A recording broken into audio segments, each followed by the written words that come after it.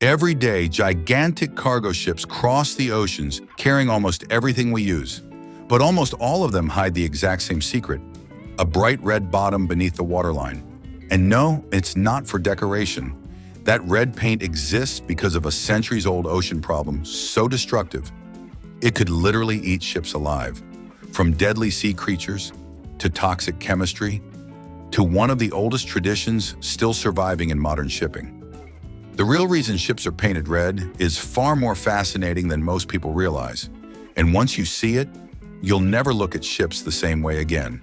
Centuries ago, sailing across the ocean was painfully slow. Wooden ships spent months at sea, and during those long journeys, the ocean itself started attacking the ship, not with storms, but with life. The moment a ship entered seawater, thousands of tiny organisms began attaching themselves to the hull.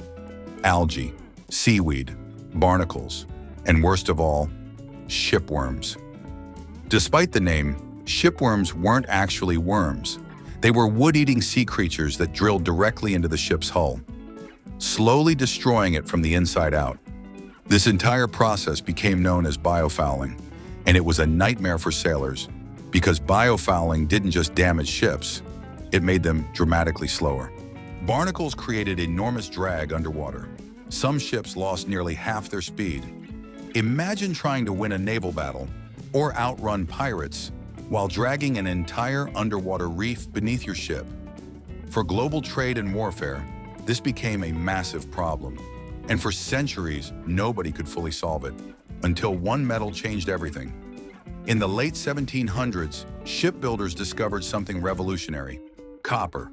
When copper touches seawater, it releases compounds toxic to marine organisms. Barnacles struggled to attach. Shipworms died before they could destroy the wood.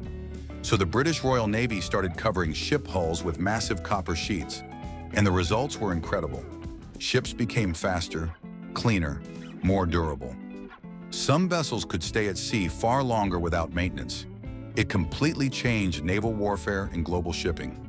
But then came the Industrial Revolution. Wooden ships disappeared. Iron and steel ships took over. And suddenly, the old copper solution became dangerous. Because when copper touched iron in salt water, it triggered a powerful chemical reaction called galvanic corrosion. Basically, the ocean turned into a giant battery, and ships started rusting rapidly. So engineers needed a new solution. Instead of solid copper plates, they created a special anti-fouling paint containing copper oxide. The paint slowly released toxic particles into the water, preventing marine life from growing on the hull. And copper oxide had one very noticeable feature. Its natural color was dark, rusty red.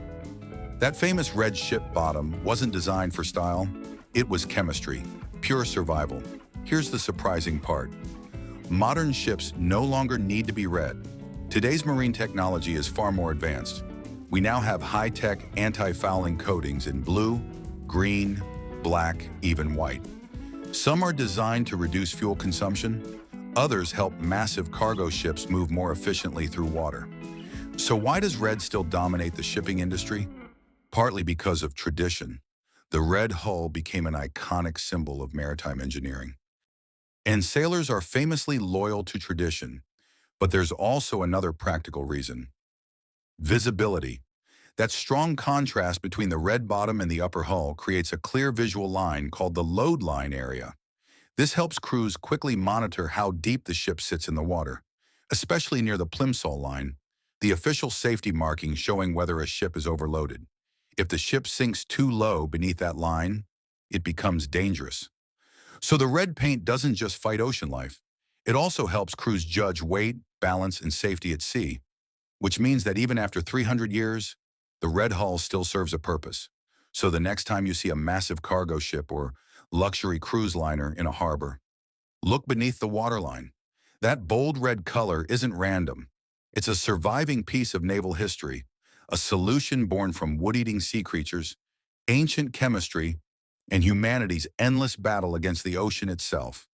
And somehow, it still sails with us today. If you enjoyed this story, hit subscribe for more hidden histories and fascinating truths hiding inside everyday things. Because sometimes, The most ordinary details have the most unbelievable stories.